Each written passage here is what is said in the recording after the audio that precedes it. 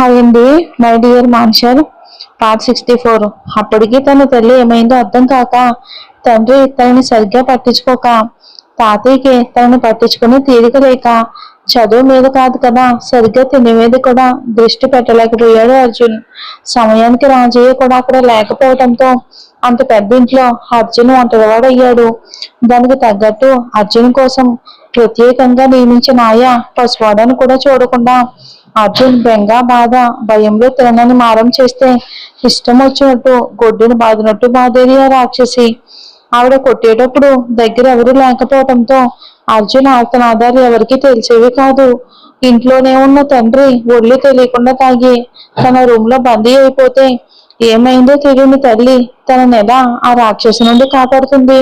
పోనీ తాతయ్యకైనా ఈ విషయం చెప్దాం అనుకుంటే ఆయన ఎప్పుడు ఉదయం అనగా ఆఫీస్కి వెళ్తే అర్ధరాత్రి ఎప్పుడో అలసిపోయి తిరిగి ఇంటికి వచ్చేవారు.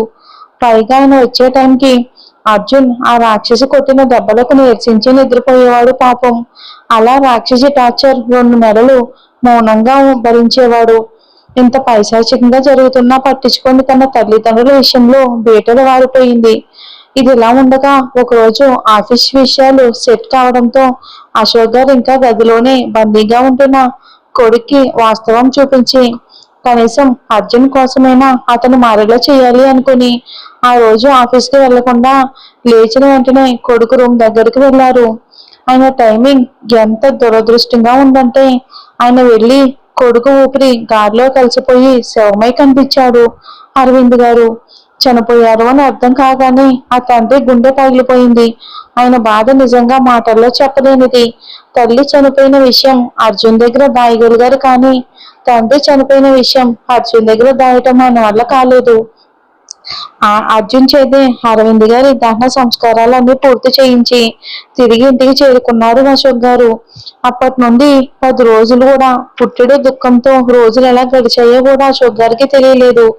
అసలు అరవింద్ గారు చనిపోయినప్పుడు కానీ ఈ 10 రోజుల్లో కానీ అర్జున్ కంటి నుండి ఒక్క కన్నీటి చుక్క కూడా బయటికి రావటం అశోక్ గారు చూడలేదు.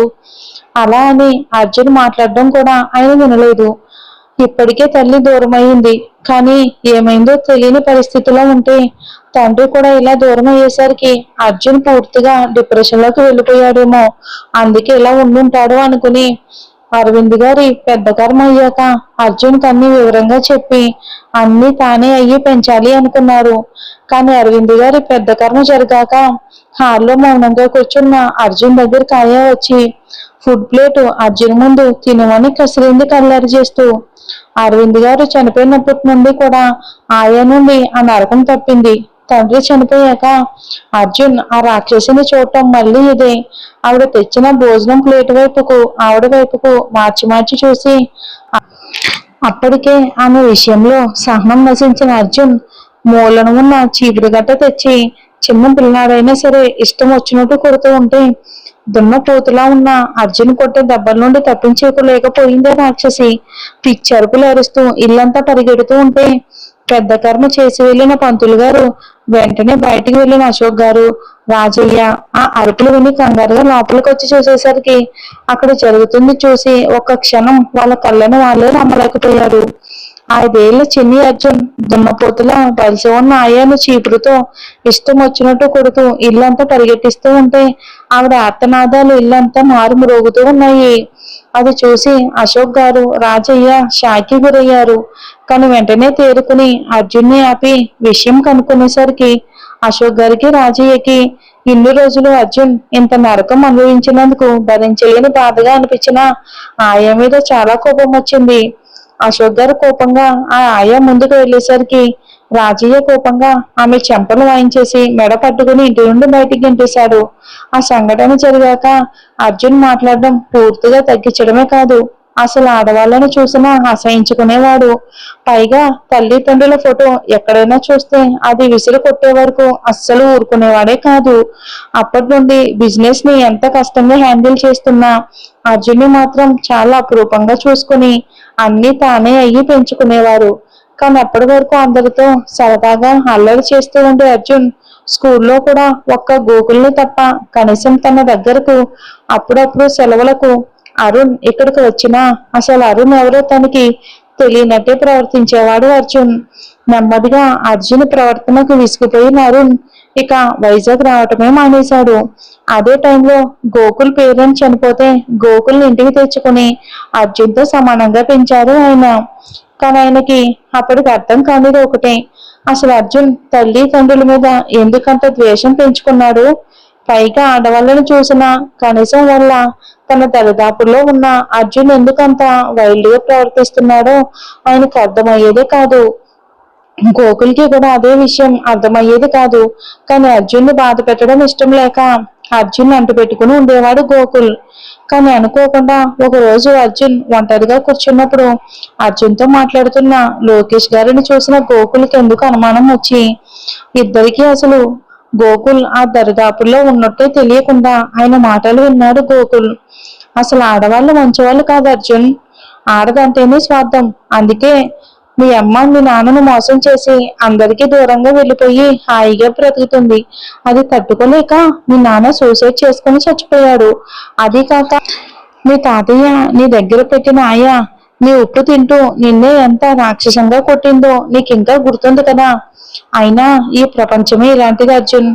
మనల్ని ఏది ఎక్కువగా బాధిస్తుందో అదే కావాలి అని వెంటపడి మరీ జీవితాన్ని నరకం చేసుకునే తీరు మనుషులది.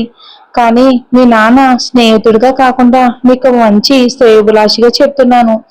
నువ్వు కూడా ఆడదాని జోలికి పోకుండా వాళ్ళని అసహిస్తూ నాలానే బ్రహ్మచారిగా ఎంత వీలైతే అంత ఈ ఆడజాతి నుండి దూరంగా ఉండటం మంచిది అర్జున్. అర్థమవుతుంది కదా అని అడిగారు. అప్పటికే ఆలోచనలో ఉన్న అర్జున్ని కదుపుతూ ఆయన మాటలకి అర్జున్ అమలా గారు కనిపించకుండా, అంటే చనిపోయిన టైంలో అందరూ కూడా ఎవరి బాధల్లో వాళ్ళు ఉండడంతో తనని సరిగ్గా ఎవరో పట్టించుకునేవారే కాదు.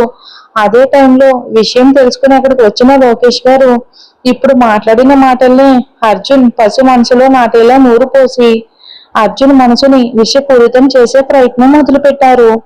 సక్సెస్ఫుల్ గా ప్రయత్నం అరవింద్ గారు చనిపోవడంతో ఫలించింది. అంతేకాదు అర్జున్ అశోక్ గారిని గోకుల్ని తప్ప ఇంకెవరిని దగ్గరకు రానియకపోవడంతో ఆయన పని ఇంకా ఈజీ అయిపోయింది లోకేష్ ది. అరవింద్ గారు భారీ జ్ఞాపకాలతో సతమతమవుతూ తాగి ఆరోగ్యం పాడు చేసుకుని చనిపోతే అదేమీ తెలియని అర్జున్ తండ్రి తన గురించి కూడా ఆలోచించకుండా సూసైడ్ చేసుకుని చనిపోయారు అన్న భ్రమలో ఆయన మీద కూడా ద్వేషం పెంచుకుని తన మనసునైతే పూర్తిగా చంపేసుకున్నాడు అర్జున్. ఆ విరిగిపోయిన మనసుని మరింత కఠినంగా మార్చేలా మాట్లాడుతున్న లోకేష్ మాటలు అర్జున్ మీద అయితే బాగా పనిచేశాయి. అందుకే మునుపటి కంటే మూర్ఖంగా మొండిగా తయారయ్యాడు.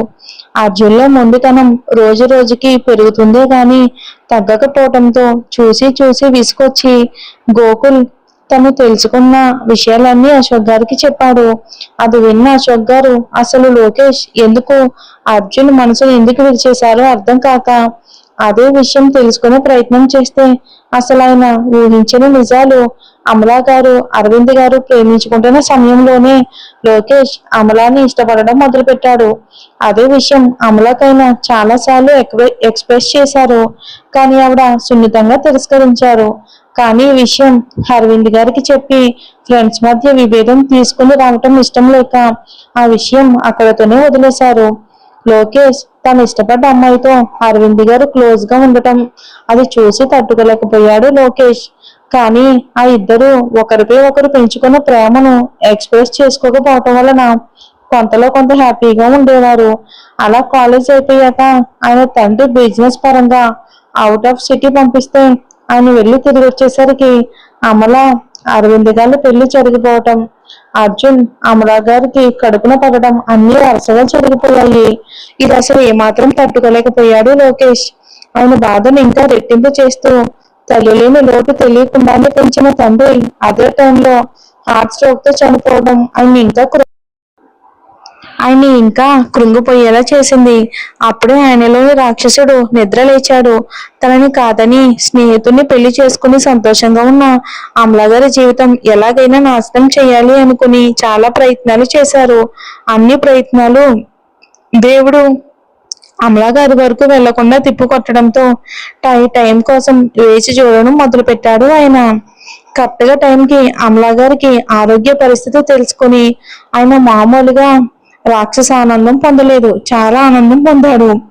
ఆవిడ పాపం భర్తకు బిడ్డకు దూరం అవలేక ఏడుస్తూ ఉంటే ఆమె పరిస్థితిని తలుచుకుని ఈయన రాక్షసుల్లా సంతోషపడేవాడు.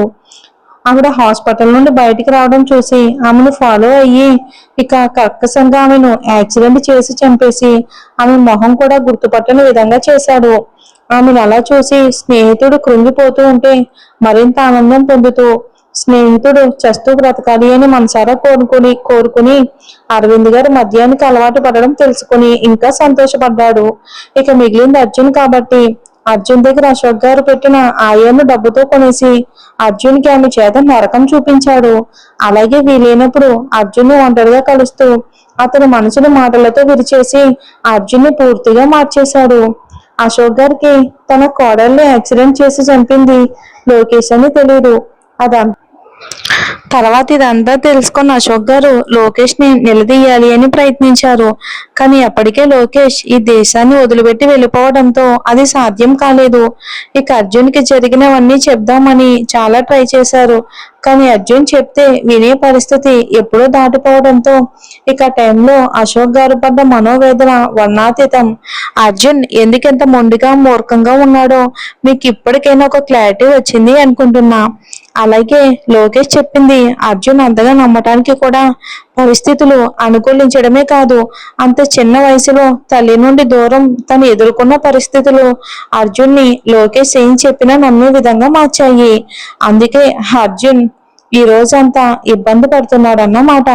ఇక్కడతో మన అర్జున్ పాస్ట్ అయితే ఎండ్ అయింది. మీకు తెలుసు కదండి ఇప్పుడు అర్జున్ ఆడవాళ్ళ విషయంలో ఎందుకు అలా ఉంటున్నాడో. చిన్న విషయంలో మనం ఏదైతే నమ్ముతామో అదే మనసుని బాగా తీసుకుంటుంది. ఇప్పుడు లోకేష్ గారి గురించి అర్జున్ కి తెలుస్తుందా?